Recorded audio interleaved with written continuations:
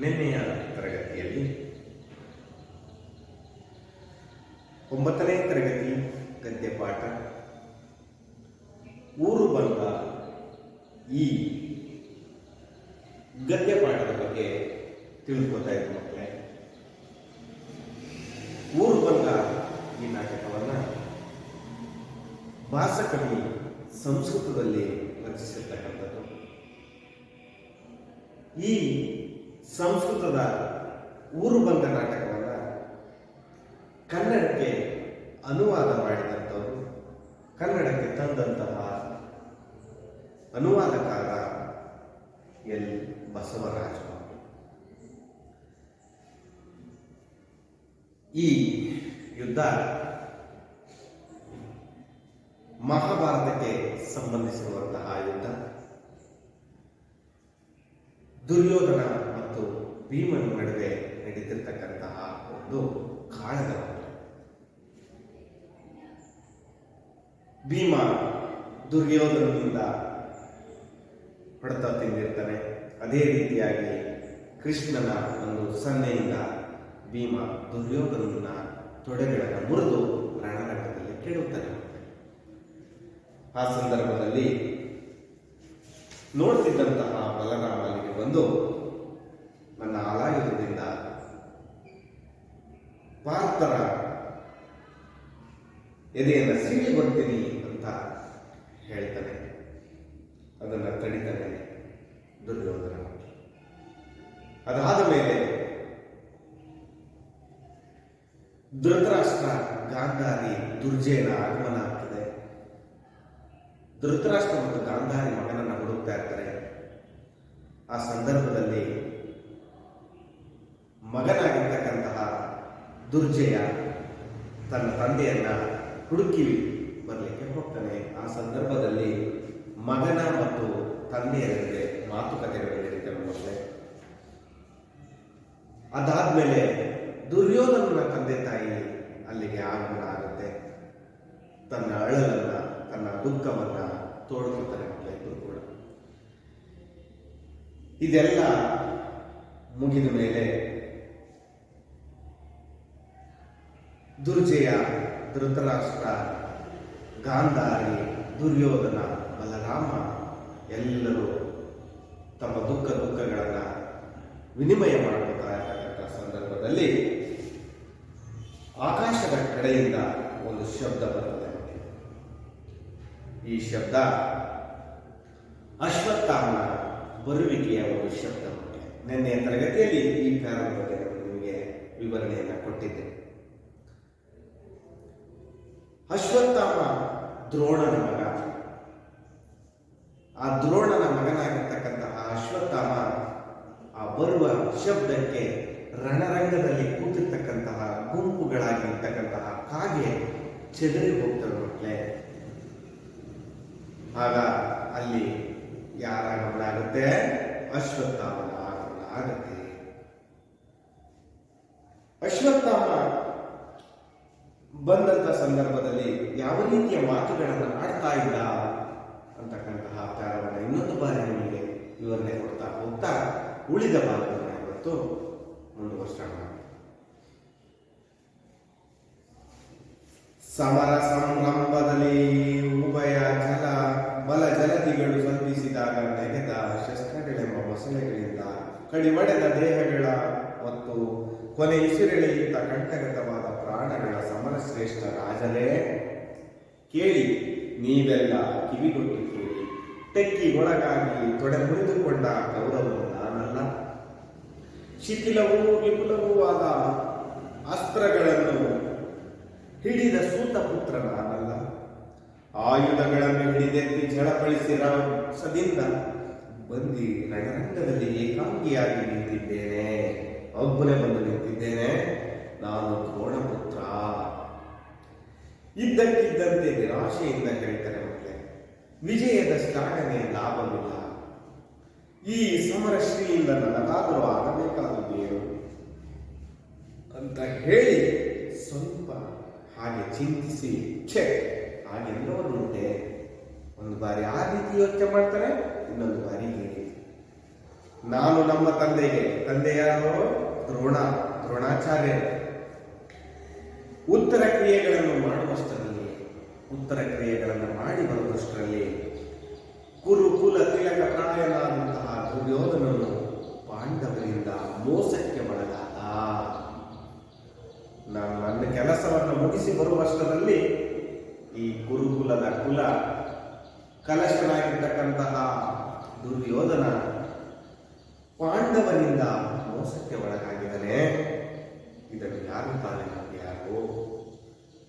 ರಥಗಳ ಮೇಲೆ, ಆನೆಗಳ ಮೇಲೆ ಕುಳಿತು ಕೈಗಳಲ್ಲಿ ಬಿಲ್ಗಳನ್ನು ಹಿಡಿದು ಅಂಜಲೀಬದ್ಧರಾಗಿ ಉತ್ಕಟತೆಯಿಂದ ದುರ್ಯೋಧನನ ಆಜ್ಞೆಗಾಗಿ ಕಾಯುತ್ತಿದ್ದ. 11 ಅಕ್ಷೋಹಿಣಿ ಸೈನ್ಯ ಹಾಜರಿತ್ತು. ಮಕ್ಕಳೇ, ನಿಮಗೆ ಗೊತ್ತಿದೆ, ನಾನು ಹೇಳಿದ್ದೀನಿ, 1 ಅಕ್ಷೋಹಿಣಿ ಸೈನ್ಯ ಅಂದ್ರೆ 21,870 ಆನೆಗಳು, 21,870 ರಥಗಳು, 65,610 ಕುದುರೆಗಳು, 1,09,350 ಕಾಲಾಳುಗಳು ಸೈನ್ಯ. ಇಷ್ಟು ಇತ್ತು. ಇಷ್ಟು 9 ಪಟ್ಟು, 1 ಅಕ್ಷೋಹಿಣಿ ಅಷ್ಟು ಅಂತಹ ಸೈನ್ಯ ಇತ್ತು.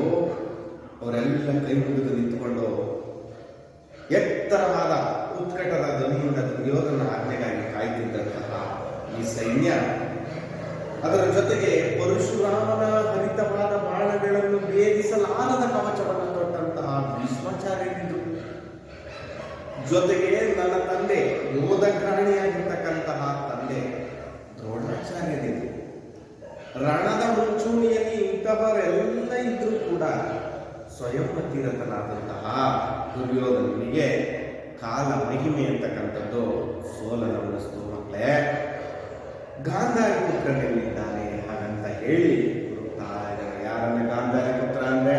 ದುರ್ಯೋಧನ.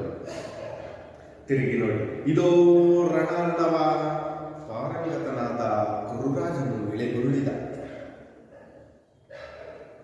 ರಣರ್ಣವ ಪಾರಂಗತ, ಯುದ್ಧದಲ್ಲಿ ಚೆನ್ನಾಗಿ ಬಲ್ಲವನು, ಶಕ್ತಿಶಾಲಿ, ಕುರುವಿನ ರಾಜ, ಕುರುವಂಶದ ದೊರೆ ಇಳೆಗುರುಳಿದ್ದಾನೆ. ಇಳೆ ಅಂದ್ರೆ ಭೂಮಿಗೆ ಬಿದ್ದಿದ್ದಾನೆ. ಎಲ್ಲಿ ಬಿದ್ದಿದ್ದಾನೆ? ಗಜ, ತುರಗ, ನರ, ರಥಗಳ ಪ್ರಕಾರದ ಮಧ್ಯದಲ್ಲಿ.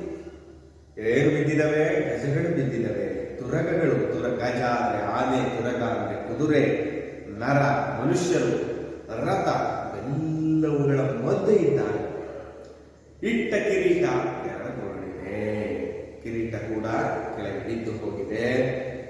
ಕೆಂಗೂದಲೆಲ್ಲ ಕೆದರಿ, ಕೂದಲೆಲ್ಲ ಕೆದರಿ ನಿಂತಿದ್ದಾನೆ. ಗದೆಯ ಪೆಟ್ಟಿಂದಾದ ಹುಣ್ಣುಗಳಿಂದ ರಕ್ತ ಸುರಿದು ಗದೆಯಿಂದ ತೊಡೆಗೆ ಹೊಡೆದಿದ್ದಾನೆ ಭೀಮ. ಆ ಹೊಡೆತಕ್ಕೆ ಗಾಯಗಳಾಗಿ, ಗಾಯದಿಂದ ರಕ್ತ ಚೆಮ್ಮಿ ರಕ್ತ ಸುರಿತಾ ಇದೆ. ಮೈಯೆಲ್ಲ ಕೆಂಪಾಗಿದೆ. ಮಕ್ಕಳೇ, ಮೃತ್ಯುಶೆಯ ಮೇಲಿರುವ ದುರ್ಯೋಧನನು ಹೇಗಿದನಪ್ಪ? ನೀನು ಸಾವಿನ ಸನಿಹದಲ್ಲಿರ್ತಕ್ಕಂತಹ ದುರ್ಯೋಧನ ಹೇಗಿದ್ದಾನೆ ಅಂದ್ರೆ, ಪಡುವಣ ಪರ್ವತವನ್ನೇ, ಪಡುವಣ ದಿಕ್ಕಿನಲ್ಲಿರ್ತಕ್ಕಂತಹ ಪರ್ವತವನ್ನ ಏರಿ ಅಸ್ತಂಗತನಾಗುವ, ಇನ್ನೇನು ಮುಳುಗ್ತಾ ಇದ್ದಾನೆ ಅನ್ನುವ ಸಂಧ್ಯಾವಗಡ ಸೂರ್ಯನಂತಿರುವನು.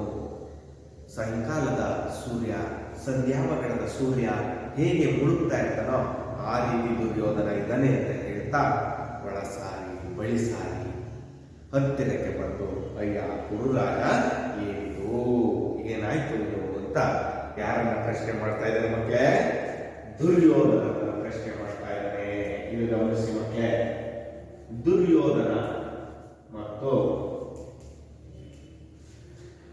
ಅಶ್ವತ್ಥಾಮನ ನಡುವೆ ನಡೀತಕ್ಕಂತಹ ಮಾತುಕತೆಯನ್ನು ನಾವು ಇವತ್ತು ತಿಳಿದುಕೊಳ್ಳೋಣ. ಏನೆಲ್ಲ ಮಾತುಕತೆಗಳನ್ನ ಆಡ್ತಾರೆ ಅಶ್ವತ್ಥಾಮ ಮತ್ತು ದುರ್ಯೋಧನ ಅಂತ ಗಮನಿಸಿ. ದುರ್ಯೋಧನ ಹೇಳೋ ಮಾತು, ಗುರುಪುತ್ರ, ಇದು ಅಸಂತೃಪ್ತಿಯ ಪದ. ನೋಡಿ, ಎಂತಹ ಪದಗಳು ಈತನಿಂದ ಹೊರಬರ್ತಾ ಇದೆ. ಗುರುಪುತ್ರ, ಗುರು ಅಂದ್ರೆ ಇಲ್ಲಿ ದ್ರೋಣಾಚಾರ್ಯ, ಗುರುವಿನ ಪುತ್ರ, ಅಸಂತೃಪ್ತಿಯ ಪದ. ನಾನು ತೃಪ್ತಿ ಪಡಬೇಕಾದ್ರೆ, ನಾನು ಅಸಂತೃಪ್ತಿ, ತೃಪ್ತಿ ಇಲ್ಲದೆ ಇರ್ತಕ್ಕಂತಹ ವ್ಯಕ್ತಿ, ಅದರ ಫಲ ಇವತ್ತು ನಾನು ಅನುಭವಿಸ್ತಾ ಇದ್ದೀನಿ ಅಂತಕ್ಕಂತಹ ಮಾತನ್ನ ದುರ್ಯೋಧನ ಹೇಳ್ತಾರೆ.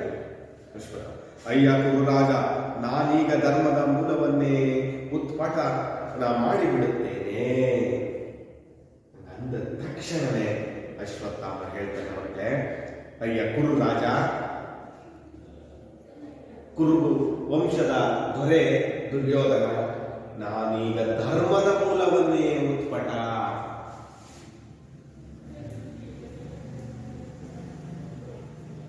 ಉತ್ಪಟ ಅಂದ್ರೆ ನಾಶ ಮಾಡೋದು.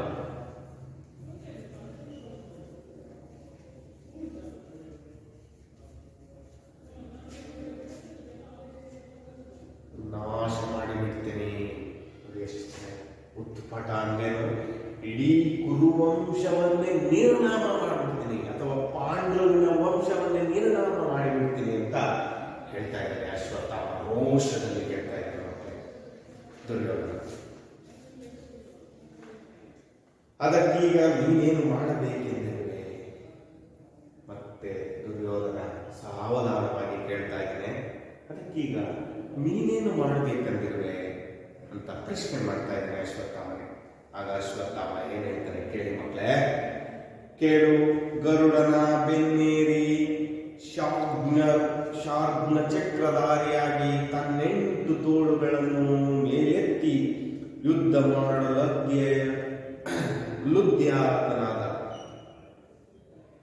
ಕೃಷ್ಣನನ್ನು ಪಾಂಡುತನೆಯರ ಸಹಿತವಾಗಿ ಚಿತ್ತಾದ ಚಿತ್ರಪಟವನ್ನೆತ್ತಿ ಬಿಸಿಡುವಂತೆ ಶಸ್ತ್ರ ಸಂಧಾನದಿಂದ ಚಿಮ್ಮಿ ಬಿಡುತ್ತೇನೆ.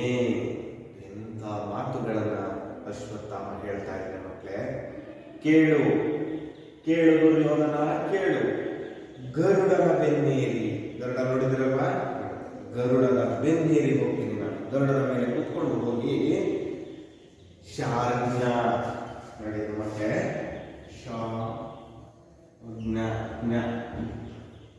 ಅಂದ್ರೆ ಬಿಲ್ಲು ಮತ್ತು ಧನುಸ್ಸು ಅಂತ.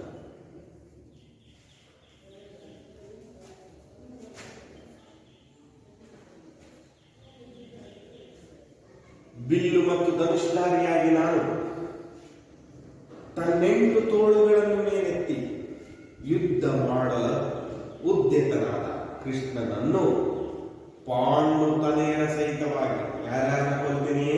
ಕೃಷ್ಣನ ಜೊತೆಗೆ ಪಾಂಡುವಿನ ಮಕ್ಕಳು. ಪಾಂಡುತನೆಯ ಅಂದ್ರೆ ಪಾಂಡುವಿನ 5 ಜನ ಮಕ್ಕಳನ್ನು ಚಿತ್ತಾದ ಚಿತ್ರಪಟವನ್ನೆತ್ತಿ, ಚಿತ್ತಾದ ಅಂದ್ರೆ ಪುಡಿ ಪುಡಿಯಾದ ಅಥವಾ ಉಪಯೋಗಕ್ಕೆ ಬರದೇ ಇರತಕ್ಕಂತಹ ಚಿತ್ರಪಟ ಅಥವಾ ಫೋಟೋವನ್ನು ಬಿಸಾಡುವಂತೆ ಶಸ್ತ್ರ ಸಂಧಾನದಿಂದ, ಯಾವುದರಿಂದ? ಶಸ್ತ್ರಗಳಿಂದ ನಾನು ಈ ಪಾಂಡುತನೆಯರನ್ನ ಚಿಮ್ಮಿ ಬಿಡುವಂತೆ ಮಾಡ್ತೀನಿ, ಹರಿದು ಎಸೆಯುವಂತೆ ಮಾಡ್ತೀನಿ ಅಂತ ಅಶ್ವತ್ಥಾಮ ದುರ್ಯೋಧನ ಎದುರುಗಡೆ ಹೇಳ್ತಾ ಇದ್ದಾನೆ. ಏನು ಮಾಡ ಹೊರಟೆ ಅಂದ ತಕ್ಷಣ ಈ ರೀತಿಯ ಮಾತುಗಳನ್ನು ಆಡ್ತಾ ಇದ್ದಾರೆ ಮಕ್ಕಳೇ. ಅದಕ್ಕೆ ದುರ್ಯೋಧನ ಯಾವ ರೀತಿ ಪ್ರತಿಕ್ರಿಯೆಯನ್ನು ಕೊಡ್ತಾನೆ? ದುರ್ಯೋಧನ, ಅಯ್ಯ ಬೇಡ, ಹಾಗೆಲ್ಲ ಬೇಡ. ಅಭಿಷಿಕ್ತ ರಾಜರೆಲ್ಲರೂ ಭೂಮಿ ತಾಯಿಯ ಮಡಿಲಲ್ಲಿ ಮಲಗಿ ಬಿಟ್ಟರು. ಕರ್ಣನು ಸ್ವರ್ಗಸ್ಥನಾದನು. ಭೀಷ್ಮಾಚಾರ್ಯರ ದೇಹಪಾತವಾಯಿತು. ನನ್ನ ತಮ್ಮಂದಿರು ಗತಿಸಿ ಹೋದರು. ನನ್ನ ಗತಿಯು ಹೀಗಾಯಿತು. ಗುರುಪುತ್ರ, ಇನ್ನು ಬಿಲ್ಲನ್ನು ಬಿಸಾಡು. ಇಂತಹ ಮಾತುಗಳನ್ನು ದುರ್ಯೋಧನ ಆ ಸಂದರ್ಭದಲ್ಲಿ ಹೇಳ್ತಾ ಇದ್ದಾರೆ ನೋಡಿ ಮಕ್ಕಳು. ಅಯ್ಯ ಬೇಡ, ಹಾಗೆಲ್ಲ ಬೇಡ. ಅಭಿಷಿಕ್ತ, ಯಾರು ಪಟ್ಟಾಭಿಷೇಕವನ್ನು ಪಡೆದಂತಹ ರಾಜರೆಲ್ಲರೂ ಕೂಡ, ಎಲ್ಲ ಅಭಿಷಿಕ್ತರಾದವರು ಕೂಡ ಭೂಮಿ ತಾಯಿ ಮಡಿದಲ್ಲಿ ಮಲಗಿಬಿಟ್ರು. ಎಲ್ಲರೂ ನಾಶವಾಗಿ ಹೋದರು. ಕರ್ಣನು ಸ್ವರ್ಗಸ್ಥನಾದ. ಈ ಪ್ರೀತಿಯ ಗೆಳೆಯ, ದುರ್ಯೋಧನನ ಪ್ರೀತಿಯ ಗೆಳೆಯ ಕರ್ಣ ಕೂಡ ಸತ್ತು ಬಿದ್ದ, ಸ್ವರ್ಗಸ್ಥನಾದ. ಭೀಷ್ಮಾಚಾರ್ಯರು ದೇಹಪಾತ, ಭೀಷ್ಮಾಚಾರ್ಯರು ಕೂಡ ಸತ್ತು.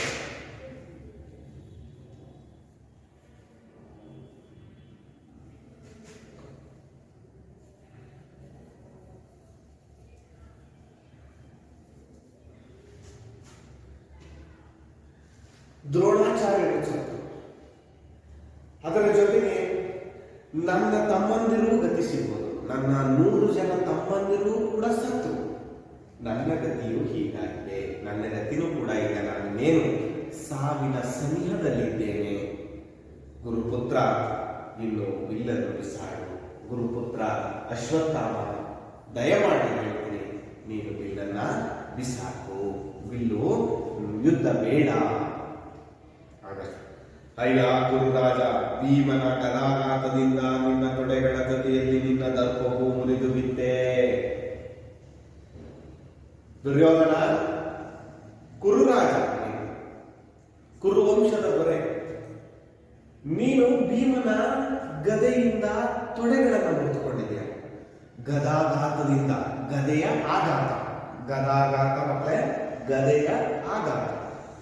ನಿನ್ನ ತೊಡೆಗಳ ಮುರಿದು, ನಿನ್ನ ತೊಡೆಗಳ ಜೊತೆಯಲ್ಲಿ ನಿನ್ನ ದರ್ಪವೂ ಕೂಡ ಮುರಿದಿರುತ್ತೆ ಅಂತ ಪ್ರಶ್ನೆ ಮಾಡ್ತಾ ಇದ್ದಾರೆ ಮಕ್ಕಳೇ ಗುರುಪುತ್ರ ಅಶ್ವತ್ಥಾಮ. ನಿನ್ನ ತೊಡೆಗಳಷ್ಟೇ ಮುರಿದಿದ್ದಾವೆ ಅನ್ಕೊಂಡೆ, ನಿನ್ನ ದರ್ಪವೂ ಕೂಡ, ನಿನ್ನ ಅಹಂಕಾರವೂ ಕೂಡ, ನಿನ್ನ ಹಠವೂ ಕೂಡ ಮುರಿದು ಬಿದ್ದೆ ಅಂತ ಪ್ರಶ್ನೆ ಮಾಡ್ತಾರೆ. ಅದಕ್ಕೆ ದುರ್ಯೋಧನ ಏನ್ ಹೇಳ್ತಾನೆ ಕೇಳಿ. ಹಾಗಲ್ಲ, ರಾಜನಿಗೆ ಅಭಿಮಾನವೇ ಶರೀರ. ಆ ಅಭಿಮಾನಕ್ಕಾಗಿಯೇ ನಾನು ಯುದ್ಧವನ್ನು ಕೈಗೊಂಡಿದ್ದು. ನೋಡು ಗುರುಪುತ್ರ, ಸಭೆಯಲ್ಲಿ ದ್ರೌಪದಿಯನ್ನು ಮುಂದೆಲೆ ಬಿಡಿದೆಳೆದಾಡಿದೆವು. ಪಗಡೆ ಆಟದ ನೆಪದಲ್ಲಿ ಸೋತ ಪಾಂಡವರನ್ನು ವನ್ಯ ಮೃಗಗಳೊಳಗೂಡಿಸಿ ಕಾಡಿನಲ್ಲಿ ತಿರುಗಾಡಿಸಿದೆವು. ಇವುಗಳ ಮುಂದೆ ಪಾಂಡವರು ನನ್ನ ದರ್ಪವನ್ನು ಮುರಿದರೆಂಬ ಮಾತು ಅತ್ಯಲ್ಪವಲ್ಲವೇ? ಆಲೋಚಿಸಿ ನೋಡು. ಯಾವ ರೀತಿಯ ಮಾತುಗಳನ್ನ ದುರ್ಯೋಧನ ಆಡ್ತಾ ಇದ್ದಾನೆ. ಹಾಗಲ್ಲ ಅಶ್ವತ್ಥಾಮ, ರಾಜನಿಗೆ ಅಭಿಮಾನವೇ ಶರೀರ. ರಾಜನಿಗೆ ಯಾವುದು ಶರೀರ? ಅಭಿಮಾನ. ಆ ಅಭಿಮಾನಕ್ಕಾಗಿಯೇ ನಾನು ಯುದ್ಧವನ್ನು ಕೈಗೊಂಡೆ. ಇವತ್ತಿನವರೆಗೆ ನಾನು ಯುದ್ಧ ಮಾಡಿದ್ದ ಕಾರಣ ಇಷ್ಟೇ, ಅಭಿಮಾನಕ್ಕೋಸ್ಕರ, ರಾಜನೆಂಬ ಅಭಿರಾಮನಕ್ಕೋಸ್ಕರ. ನೋಡು ಗುರುಪುತ್ರ, ಸಭೆಯಲ್ಲಿ ನಾವು ದ್ರೌಪದಿಯನ್ನ ಮುಂದಲೆ ಹಿಡಿದೆಳೆದಾಡಿದೆವು. ಪಾಂಡವರ ಹೆಂಡತಿ ದ್ರೌಪದಿ. ಮತ್ತೆ ಇದು ನಿಮಗೆ ಗೊತ್ತಿರಬೇಕು.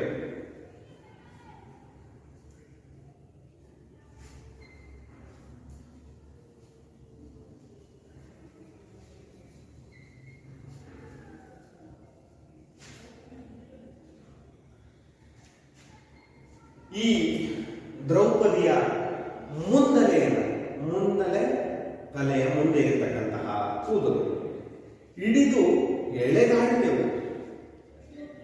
ಪಗಡೆ ಆಟ ನಿಮಗೆ ಗೊತ್ತಿರಬೇಕಲ್ಲ ಮಕ್ಕಳೇ, ಪಗಡೆ ಆಟ. ಗಾಳ ಒದಗಿಸಿ ಮಣೆಗಳನ್ನು ಮುಂದೆ ತಳ್ಳಿತಕ್ಕಂಥದ್ದು. ಆ ಪಗಡೆ ಆಟದ ನೆಪದಲ್ಲಿ ಬರೀ ನೆಪ ಅಷ್ಟೇ, ಅದನ್ನು ಮೋಸದಿಂದ ಸೋಲಿಸ್ತಾರೆ ಧರ್ಮರಾಯರನ್ನ. ಸೋತ ಪಾಂಡವರನ್ನು ವನ್ಯ ಮೃಗಗಳೊಳಗೂಡಿಸಿ, ವನ್ಯ ಕಾಡು ಮೃಗ ಪ್ರಾಣಿಗಳು, ಕಾಡು ಪ್ರಾಣಿಗಳ ಜೊತೆಯಲ್ಲಿರುವಂತೆ ಕಾಡಿನಲ್ಲಿ ಗರಗರನೆ ತಿರುಗುವಂತೆ ಮಾಡಿದವು, ತಿರುಗಾಡಿಸಿದವು. ಇವುಗಳ ಮುಂದೆ ಪಾಂಡವರು ನನ್ನ ದರ್ಪವನ್ನು ಮುರಿದರೆಂಬ ಮಾತು ಅತ್ಯಲ್ಪವಲ್ಲವೇ? ಆಲೋಚಿಸಿ ನೋಡು ಗುರುಪುತ್ರ, ಒಂದು ಬಾರಿ ನನ್ನ ಹೇಳುವುದನ್ನು ಆಲೋಚಿಸಿ ನೋಡು. ನಾವು ತುಂಬಿದ ಸಭೆಯಲ್ಲಿ ದ್ರೌಪದಿಯ ಮುಂದಲೆಯನ್ನು ಹಿಡಿದುಕೊಂಡು ಎಳೆದಾಡಿದೆವು.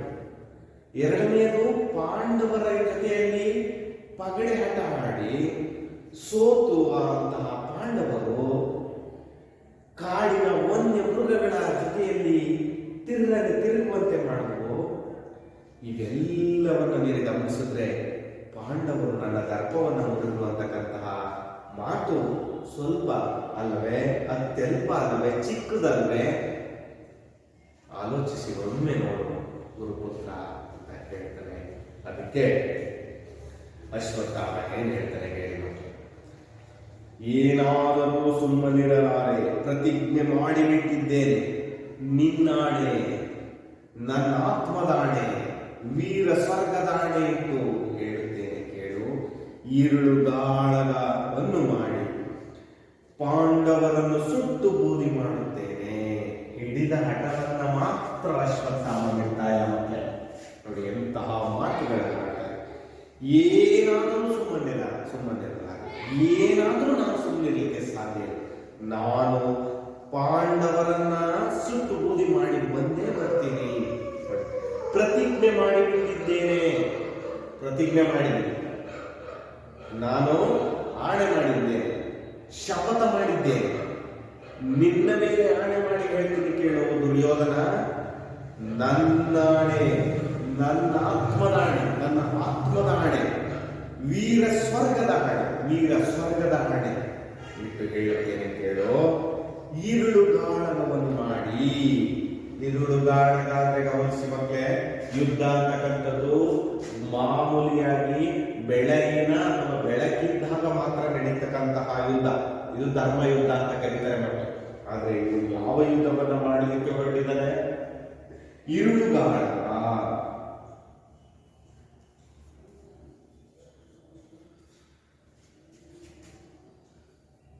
ಈರುಳು ಕಾಳಗ ಅಂತ ಬೇಕಾದ್ರೆ ಹೇಳ್ಬೋದು. ಈರುಳು ಗಾಳಗ, ಕಕಾರಕ್ಕೆ ಕಕಾರ ಆದೇಶವಾಗಿ ಬಂದಿರ್ತಕ್ಕಂಥ ರಾತ್ರಿ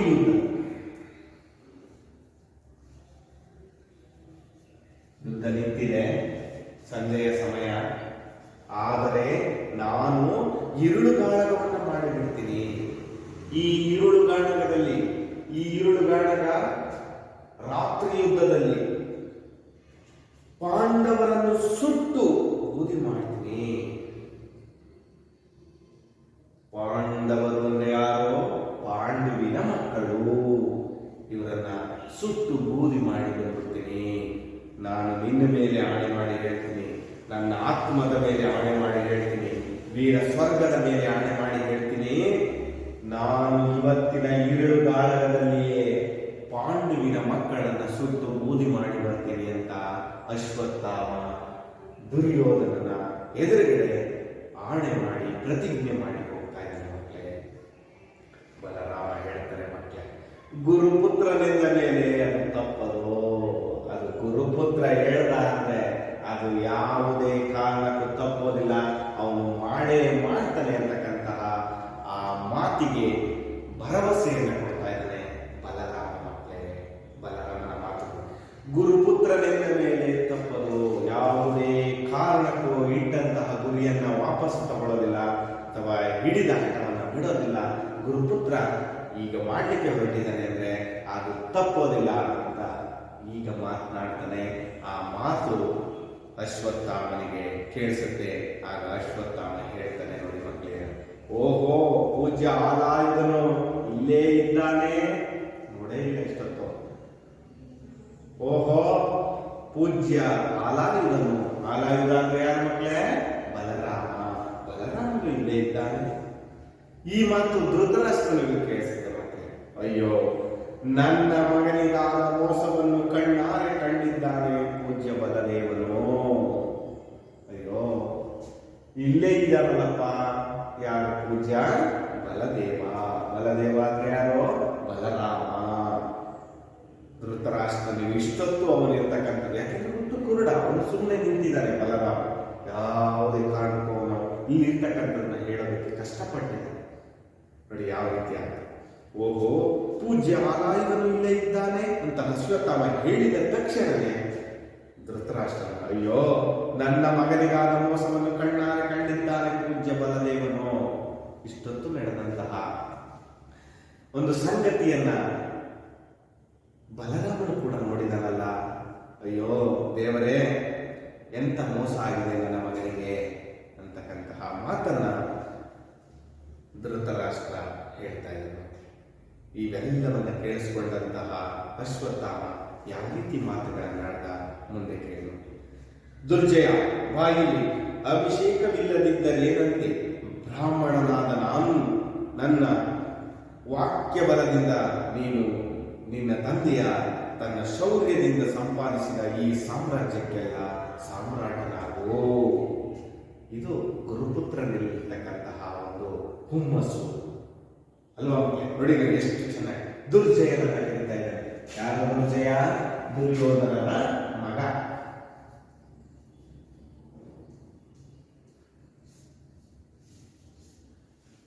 ದುರ್ಜಯ ಬಾಯಿ ಅಭಿಷೇಕವಿಲ್ಲದಿದ್ದರೇನಂತೆ ಯಾವುದೇ ರಾಜ್ಯ ರಾಜನಾಗಬೇಕು ಅಂದರೆ ಆತನಿಗೆ ಸಿಂಹಾಸನದ ಮೇಲೆ ಕೂರಿಸಿ ಕಿರೀಟವನ್ನು ಇಟ್ಟು ಪುಷ್ಪಾಧಾರಣೆಯನ್ನು ಮಾಡಿ ಪಟ್ಟವನ್ನು ಕಟ್ಟುತ್ತಾರೆ. ಅದನ್ನ ಅಭಿಷೇಕ ಅಥವಾ ಪಟ್ಟ ಕಟ್ಟುವುದು ಅಂತ ಹೇಳಿ. ಆದರೆ ಕುರುವಿನ ರಾಜ ದುರ್ಯೋಧನನ ನಂತರ ರಾಜ್ಯವನ್ನು ಆಳುವಂತಹ ವ್ಯಕ್ತಿ ಅವನ ಮಗ ಯುವರಾಜ. ಈತನ ಪಟ್ಟ ಕಟ್ಟಬೇಕಾಗಿರುತ್ತೆ.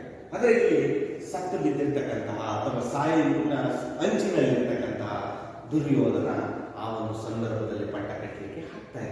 ಅದಕ್ಕೆ ನೋಡಿ ಗುರುಪುತ್ರ ಏನು ಹೇಳ್ತಾ ಇದ್ದಾರೆ, ಅಭಿಷೇಕವಿಲ್ಲದಿದ್ದರೇನಂತೆ, ಅಭಿಷೇಕ ಇದ್ದಿದ್ರೆ ಏನಂತೆ, ನಾನು ಬ್ರಾಹ್ಮಣ, ನನ್ನ ವಾಕ್ಯಾಬಲದಿಂದ ನಾನು ನಿನಗೆ ವಾಕ್ಯವನ್ನು ಹೇಳ್ಕೊಡ್ತೀನಿ, ಅಥವಾ ನಾನು ನಿನಗೆ ಒಂದು ರೀತಿ ಪೂಜೆಯನ್ನು ನೆರವೇರಿಸಿ ನಿನಗೆ ಪ್ರಮಾಣವನ್ನು ಸ್ವೀಕರಿಸುವಂತೆ ಮಾಡ್ತೀನಿ. ನಿನ್ನ ತಂದೆಯ ತನ್ನ ಶೌರ್ಯದಿಂದ ಸಂಪಾದಿಸಿದ, ನಿನ್ನ ತಂದೆ ನಿನ್ನ ಶಕ್ತಿ ಬಲದಿಂದ, ಅವನ ಶಕ್ತಿ ಬಲದಿಂದ, ದುರ್ಯೋಧನನ ಶಕ್ತಿ ಬಲದಿಂದ ಸಂಪಾದಿಸಿದ ಈ ಸಾಮ್ರಾಜ್ಯಕ್ಕೆಲ್ಲ ಸಾಮ್ರಾಟನಾಗು ಅಂತ ಈ ದುರ್ಜಯನಿಗೆ ಅಲ್ಲೇ ಆ ಯುದ್ಧ ರಂಗದ ಭೂಮಿಯಲ್ಲಿಯೇ ಅಭಿಷೇಕವನ್ನು ಮಾಡ್ತಾನೆ. ಪ್ರಮಾಣ ವಚನವನ್ನು ಸ್ವೀಕರಿಸುವಂತೆ ಮಾಡಿ ರಾಜ್ಯದ ದೊರೆಯಾಗುವಂತೆ ಮಾಡ್ತಾನೆ. ಯಾರು ಮಾಡಿದ್ದು ಬಗ್ಗೆ? ಅಶ್ವತ್ಥ.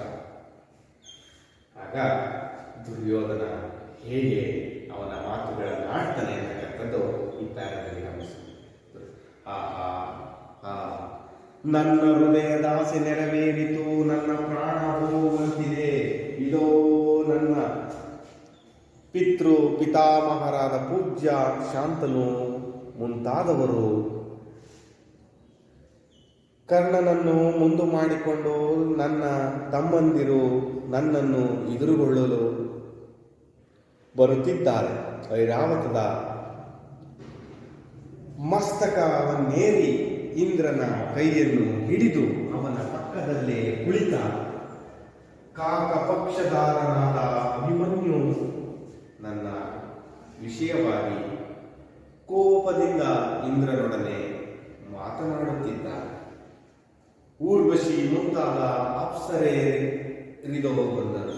ಇದೋ ಮೂರ್ತಿವಂತ, ಸಪ್ತ ಸಾಗರಗಳು, ಗಂಗೆ ಮುಂತಾದ ಮಹಾನದಿಗಳು ನನ್ನನ್ನು ಕರೆತರಲು ಸಹಸ್ರ ಹಂಸಗಳು ಹೂಡಿದ ವೀರವಾಗಿ ವಿಮಾನವನ್ನು ಯಮನು ಕಳುಹಿಸಿದ್ದಾನೆ. ಇದೋ ಬಂದೆ ಎಂದು ಸ್ವರ್ಗಸ್ಥನಾಗುವನೋ. ದುರ್ಯೋಧನನ ಕೊನೆಯ ಕಾಲ. ಆಹಾ, ನನ್ನ ಹೃದಯದಾಸೆ ನೆರವೇರಿತು. ಅವನ ಹೃದಯದಲ್ಲಿದ್ದಂತಹ ಒಂದೇ ಒಂದು ಆಸೆ ಅಂದರೆ ದುರ್ಜಯನಿಗೆ ಪಟ್ಟವನ್ನು ಕಟ್ಟಬೇಕಂತಕ್ಕಂತಹ ಆಸೆ. ಆ ಆಸೆ ನೆರವೇರಿತು ಅಂತ ಆ ಅಶ್ವತ್ಥಾಮ ಪಟ್ಟವನ್ನ ಈತನಿಗೆ ವಾಕ್ಯವನ್ನು ಹೇಳಿಕೊಟ್ಟ ತಕ್ಷಣವೇ ಪ್ರಮಾಣವನ್ನು ಸ್ವೀಕರಿಸಿದ ರೀತಿ ಮಾಡಿದ ರೀತಿಯನ್ನು ಕಂಡು ಖುಷಿಯಾಗುತ್ತೆ ಮಕ್ಕಳೇ. ಯಾರಿಗೆ? ದುರ್ಯೋಧನ.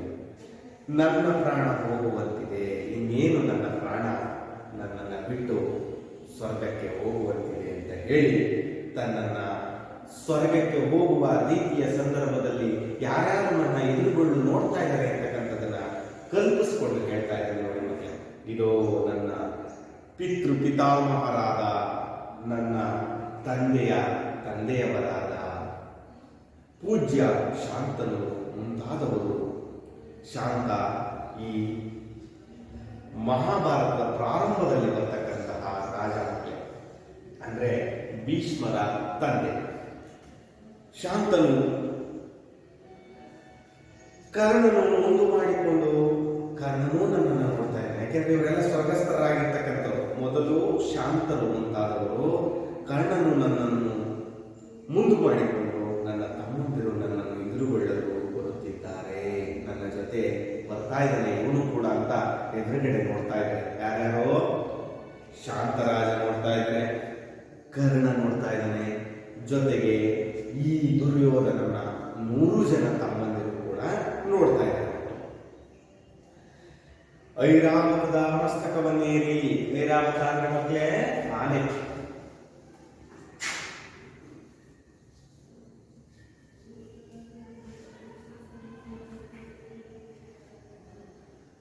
ಮಸ್ತಕವನ್ನೇರಿ ಅಂದ್ರೆ ಮೇಲೆ.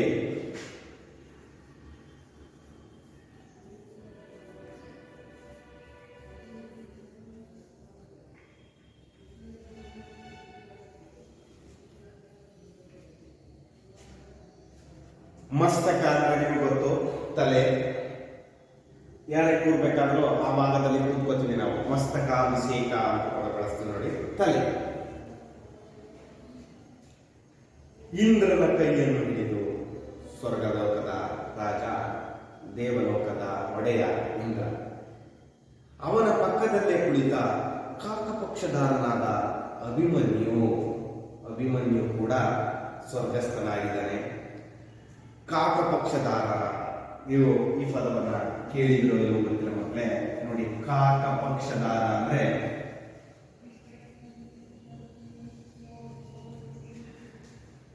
ಜುಟ್ಟನ್ನ ಹೊಂದಿರ್ತಕ್ಕಂಥವ್ರು, ಸುತ್ತ ಕೂದಲುಗಳನ್ನ ಒಂದಿದ್ದು ತೆಗೆದು ಮಧ್ಯ ಈ ಗಂಟನ್ನ ಹಾಕೊಂಡಿರ್ತಾರೆ. ಅದಕ್ಕೆ ಕಾಕಪಕ್ಷಧಾರ ಅಂತ ಹೇಳ್ತೀವಿ. ಜುಟ್ಟನ್ನು ಕಟ್ಕೊಂಡಿರ್ತಾರೆ. ಅಭಿಮನ್ಯು ನನ್ನ ವಿಷಯವಾಗಿ ಕೋಪದಿಂದ ಇಂದ್ರನೊಡನೆ ಮಾತನಾಡುತ್ತಿದ್ದಾನೆ. ಯಾರು ಕಾಕಪಕ್ಷಧಾರ? ಅಭಿಮನ್ಯು, ಅರ್ಜುನನ ಮಗ ಅಭಿಮನ್ಯು. ಈ ಅಭಿಮನ್ಯು ತನ್ನ ವಿಷಯವಾಗಿ, ಯಾರ ವಿಷಯವಾಗಿ? ದುರ್ಯೋಧನನ ವಿಷಯವಾಗಿ ಕೋಪದಿಂದ. ಯಾಕೆಂದ್ರೆ ಚಕ್ರವನ್ನು ಭೇದಿಸಲಿಕ್ಕೆ ಹೋಗ್ತಾನೆ. ಆ ಸಂದರ್ಭದಲ್ಲಿ ಹೊರಗೆ ಬರೋದು ಗೊತ್ತಾಗದೆ ಅಲ್ಲೇ ಅವನು ಸಾವನ್ನಪ್ತಾನೆ. ಈ ವಿಚಾರ ನಿಮಗೆ ಗೊತ್ತಿದೆ. ಕೃಷ್ಣ ತನ್ನ ತಂಗಿ ಸುಭದ್ರೆಗೆ ಚಕ್ರವ್ಯೂಹವನ್ನು ಭೇದಿಸುವಂತಹ ಕಥೆಯನ್ನ ಹೇಳ್ತಾ ಇರ್ತಾನೆ. ಆಗ ಯಾರೋ ಕೂಗುಡ್ತಿರ್ತಕ್ಕಂಥದ್ದು ಕೇಳಿಸುತ್ತೆ. ಅಂದ್ರೆ ಗರ್ಭದಲ್ಲಿರ್ಬೇಕಾದ್ರೆ ಅಭಿಮನ್ಯು ಈ ಕಥೆಯನ್ನ ಕೇಳಿ ಅದನ್ನ ಭೇದಿಸೋದಕ್ಕೆ ಹೋಗಿ ವಾಪಸ್ ಬರೋದನ್ನ ಹೇಳುವ ಕತೆ ನಿಲ್ಲಿಸಿರೋದ್ರಿಂದ ಅವನಿಗೆ ವಾಪಸ್ ಬರೋದು ಗೊತ್ತಾಗೋದಿಲ್ಲ. ಹಾಗಾಗಿ ಅಭಿಮನ್ಯು ಸಾಯ್ತು. ಇಂದ್ರನೊಡನೆ ಮಾತನಾಡುತ್ತಿದ್ದಾನೆ. ಊರ್ವಶಿ ಮುಂತಾದ ಅಪ್ಸರೆಯರದೋ ಬಂದರು. ಮೇನಕೆ, ಅಪ್ಸರೆ, ಊರ್ವಶಿ ಇವರೆಲ್ಲರೂ ಕೂಡ ದೇವಲೋಕದ ಸ್ತ್ರೀಯರು ಅಂತ ಅವರು ಕೂಡ ಬರ್ತಾ ಇದ್ದಾರೆ ನನ್ನನ್ನು ಕರ್ಕೊಂಡು. ಇದೋ ಮೂರ್ತಿವಂತ ಸಪ್ತ ಸಾಗರಗಳು. ಮೂರ್ತಿವಂತ ಸಪ್ತ ಸಾಗರ 6. ಈ ಎಲ್ಲ ಸಾಗರಗಳು ಅಲ್ಲಿ ಬಂದಿದೆ. 7 ಸಾಗರಗಳು ಸೇರ್ತಾ ಇವೆ. ಗಂಗೆ ಮುಂತಾದ ಮಹಾನದಿಗಳು, ಮುಂತಾದ ನದಿಗಳು ಕೂಡ ಮುಂದೆ ಬರ್ತಾ ಇದೆ.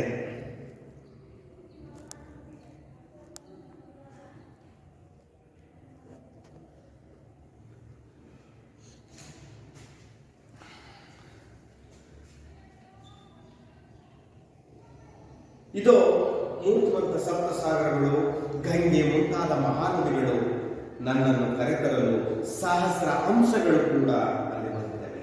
ಸಾವಿರಾರು ಹಂಸಗಳು, ನೀರಿನಲ್ಲಿ ಬಿಳಿಯದಾದ ಹಂಸಗಳು ಬರ್ತಾ ಇದ್ದಾವೆ. ವೀರವಾಯಿ ವಿಮಾನವನ್ನು ಯಮನು ಕಳುಹಿಸಿದ್ದಾನೆ. ವೀರವಾಯಿ ಅಂತಕ್ಕಂತಹ ಒಂದು ವಿಮಾನವನ್ನು ಕೂಡ ಯಮ ಧರ್ಮರಾಯ ದುರ್ಯೋಧನನ ಬರುವಿಕೆಗಾಗಿ ಕಳಿಸಿರ್ತಕ್ಕಂತಹ ವಿಮಾನ. ಹಾಗಾಗಿ ಇದೋ ಬಂದೆ ಅಂತ ಅಲ್ಲಿಗೆ ಪ್ರಾಣ ಪಕ್ಷಿ ಹಾರಿ ಹೋಗ್ತದೆ. ದುರ್ಯೋಧನನ ಪ್ರಾಣ ಪಕ್ಷಿ ಮಕ್ಕಳೇ ಸ್ವರ್ಗಸ್ಥನಾಗ್ತಾನೆ. ಅವನು ಸಾಯುತ್ತಿದ್ದಾಗಿ ದುಃಖ ಮೊಡಗಟ್ಟುತ್ತೆ ಮಕ್ಕಳೇ.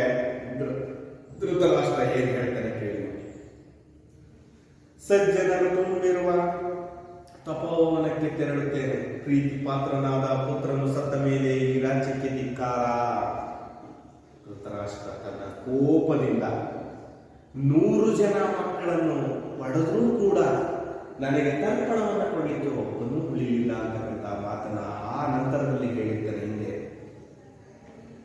ನಾನು ಇಲ್ಲಿರೋದಿಲ್ಲ, ಸಜ್ಜನ ಒಳ್ಳೆಯ ಜನರು ತುಂಬಿರುವ ತಪಸ್ಸಿನ ವನಕ್ಕೆ ತೆರಳುತ್ತೇನೆ. ನಾನು ನನ್ನ ಪ್ರೀತಿ ಪಾತ್ರನಾಗಿರ್ತಕ್ಕಂತಹ ಪುತ್ರ ದುರ್ಯೋಧನನು ಸತ್ತ ಮೇಲೆ ಈ ರಾಜ್ಯಕ್ಕೆ ಧಿಕ್ಕಾರ ಅಂತ ಹೇಳಿ ಅಲ್ಲಿಂದ ಬೀಳ್ಕೊಡ್ತಾರೆ ಮಕ್ಕಳೇ. ಇಲ್ಲಿ ದುರ್ಯೋಧನ ಸ್ವರ್ಗಸ್ಥನಾಗಿದ್ದಾನೆ. ಈ ಸ್ವರ್ಗಸ್ಥನಾದ ತಕ್ಷಣ ತಪಸ್ಸಿಗೆ ಧೃತರಾಷ್ಟ್ರ ಹೊರಟಿದ್ದಾನೆ.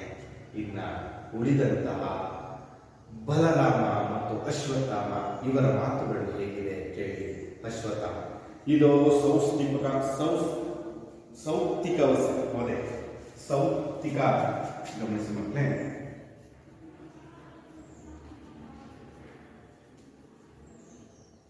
ಶಿಶು ಪಾಂಡವವಧಿ ಅಂತ ಕರೀತಾರೆ ಅದಕ್ಕೆ. ಶಿಶು ಪಾಂಡವ ವಧೆ. ಶಿಶುವಿನ ಮಕ್ಕಳ ಜೊತೆ ಅಶ್ವತ್ಥಾಮ ಹೋರಾಟ ಮಾಡ್ತಕ್ಕಂತಹ ಒಂದು ಸಂದರ್ಭ. ಬಿಲ್ಲು ಬಾಣಗಳನ್ನು ಹಿಡಿದು ಹೊರಟೆ. ತಕ್ಷಣಕ್ಕೆ ದುರ್ಯೋಧನ ಸತ್ತ ತಕ್ಷಣ ತಪಸ್ಸಿಗೆ ಧೃತರಾಷ್ಟ್ರ ಹೊರಡ್ತಾನೆ. ಧೃತರಾಷ್ಟ್ರ ಹೊರಟ ಮೇಲೆ ಅಶ್ವತ್ಥಾಮ ಹೇಳ್ತಾ ಇದ್ದಾನೆ, ಇದು ಶಿಶು ಪಾಂಡವರ ವಧೆ, ಸೌಪ್ತಿಕ ವಧೆ. ಬಿಲ್ಲು ಬಾಣಗಳನ್ನು ಹಿಡ್ಕೊಂಡು ಈತನು ಕೂಡ ಪಾಂಡವರ ಮಕ್ಕಳೊಂದಿಗೆ ಯುದ್ಧ ಮಾಡಲಿಕ್ಕೆ ಹೊರಡ್ತಾನೆ ಮಕ್ಕಳೇ. ಬಲರಾಮ ಶತ್ರು ಪಕ್ಷವನ್ನು ಸದೆಬಡಿಯುವ ರಾಜನು ಭೂಮಿಯನ್ನು ಪರಿಪಾಲಿಸಲಿ. ಶತ್ರು ಪಕ್ಷವನ್ನ ಸದೆಬಡಿದು ರಾಜನು ಭೂಮಿಯನ್ನು ಪರಿಪಾಲಿಸಲಿ ಅಂತ ಬಲರಾಮ ಹೇಳ್ತಾನೆ. ಅಲ್ಲಿಗೆ ಎಲ್ಲರೂ ನಿಷ್ಕ್ರಿಯವಾಗ್ತಾರೆ, ನಿಷ್ಕ್ರಮಿಸುವರು. ಭದ್ರಂ ಶುಭಂ ಮಂಗಳಂ. ಅಲ್ಲಿಗೆ ತೆರೆ ಬೀಳುತ್ತೆ ಮಕ್ಕಳೇ. ಅಲ್ಲಿದ್ದಂತಹ ಎಲ್ಲರೂ ಕೂಡ ಹೊರಗಿಡಿತಾರೆ. ಕೊನೆಗೆ ಸುಖವಾಗ್ತದೆ, ಕೊನೆಗೆ ಶುಭ ಮಾಡುತ್ತೆ, ಅಂತ್ಯವಾಗುತ್ತೆ, ಮಂಗಳವನ್ನ ಹಾಡ್ತಾರೆ ಮಕ್ಕಳೇ. ಇಷ್ಟು ವಿಚಾರ ಅಂತ್ಯವಾಗ್ತಕ್ಕಂತಹ ದುರ್ಯೋಧನನ ಭಂಗ ಆಗ್ತಕ್ಕಂಥದ್ದು. ಹಾಗಾಗಿ ಊರುಭಂಗ ಈ ಒಂದು ಗದ್ಯ ಭಾಗದಲ್ಲಿ ದುರ್ಯೋಧನ ಯಾವ ರೀತಿಯಾಗಿ ತನ್ನ ಸ್ವರ್ಗಕ್ಕೆ ಹೋಗುವಂತಹ ದಾರಿಯನ್ನ ಭೀಮನ ಅಥವಾ ಪಾಂಡವರಿಂದ ಪಡೆದುಕೊಂಡ ಅಂತಕ್ಕಂತಹ ವಿಚಾರ ಈ ಪಾಠ ಭಾಗದಲ್ಲಿ ಅಡಕವಾಗಿದೆ. ಇಲ್ಲಿಗೆ ಇವತ್ತಿನ ತರಗತಿಯನ್ನ ಮುಗಿಸ್ತಾ ಇದ್ದೀನಿ ಮಕ್ಕಳೇ. ಈ ಪಾಠದಲ್ಲಿ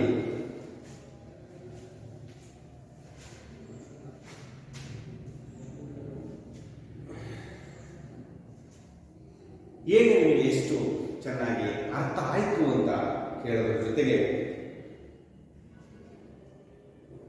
ಒಂದೆರಡು ಮೂರು ಪ್ರಶ್ನೆಗಳನ್ನ ಕೇಳ್ತೀನಿ, ಅದಕ್ಕೆ ಉತ್ತರಗಳನ್ನ ನೀವು ಹೇಳಬೇಕು. ದುರ್ಯೋಧನನು ನೆಲಕ್ಕುರುಳಿದ ಭೀಮನನ್ನು ಏನೆಂದು ಮೂದಲಿಸುತ್ತಾನೆ? ಮೊದಲನೇ ದಿವಸ ಪಾಠ ಮಾಡಿದಾಗ ನಿಮಗೆ ಹೇಳಿದ್ದೆ ಮಕ್ಕಳೇ, ಏನ್ ಹೇಳ್ತಾನೆ ಅಂತಕ್ಕಂಥದ್ದು. ನೆಲಕ್ಕೆ ಬಿದ್ದ ಶತ್ರುವನ್ನು ಯಾವ ವೀರನು ಘಾತಿಸುವುದಿಲ್ಲ, ಹೆದರಬೇಡ ಭೀಮ ಅಂತ ಮೂದಲಿಸಿ ಹೇಳ್ತಾನೆ, ಹಂಗಿಸಿ ಹೇಳ್ತಾನೆ. ಹೌದಲ್ಲ ಮಕ್ಕಳೇ? ಅದೇ ರೀತಿಯಾಗಿ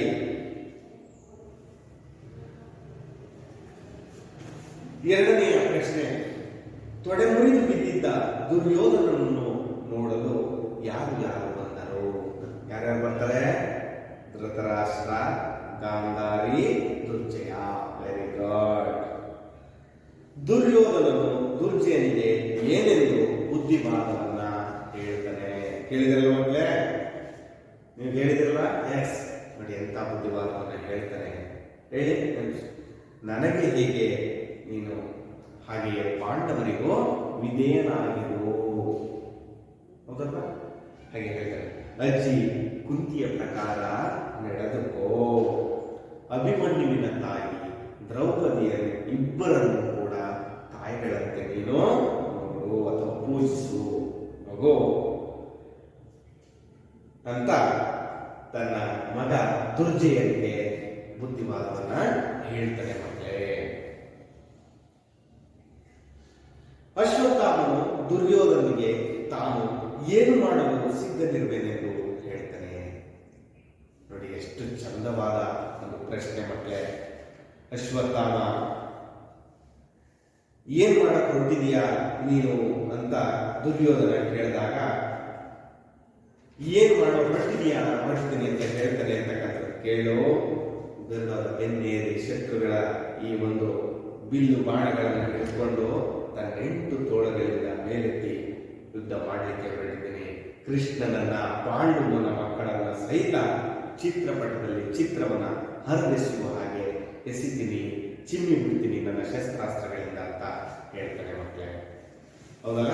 ಇಷ್ಟು ವಿಚಾರಗಳನ್ನ ನೀವು ತಿಳ್ಕೊಂಡಿದ್ದೀರಿ ಅಂತ ಹೇಳ್ತಾ, ಈ ಪಾಠದಲ್ಲಿ ಬರ್ತಕ್ಕಂತಹ ಅಭ್ಯಾಸದ ಪ್ರಶ್ನೆಗಳಿಗೆ ಉತ್ತರವನ್ನು ಬರೆಯಿರಿ.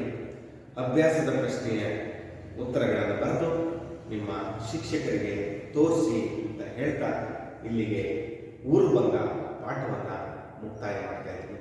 ಎಲ್ಲರಿಗೂ ಒಳ್ಳೆಯದಾಗಲಿ. ನಮಸ್ಕಾರ.